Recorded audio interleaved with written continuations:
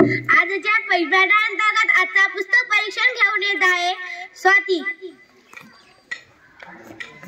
नमस्कार, माझे नाव स्वाती। आजचा पुस्तक परीक्षण घेऊन येते मी।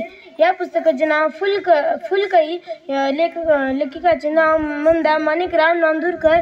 हे पुस्तक खूप छान आहे। या पुस्तकावरले मुखपृष्ठावरले आणि मलपृष्ठावरले चित्र मला फार आवडले। या पुस्तकामध्ये अनेक कविता लिहिलेल्या आहेत। या पुस्तकातल्या एका कवितेमधलं मला कडवं फार आवडलं, ते म्हणजे डम डम ढोल रानात सह सह झाली पानात। हे कडवं फार आवडलं आणि या मंदा माणिकराव नांदुरकर ताईंना ह्या कविता कशा सुचल्या असेल लिहिण्यासाठी आणि लिहिण्यासाठी कशा सुचल्या असेल मला या पुस्तकामधून कळलं की मी पण अशा कविता लिहू शकते आणि असं पुस्तक छापू शकते।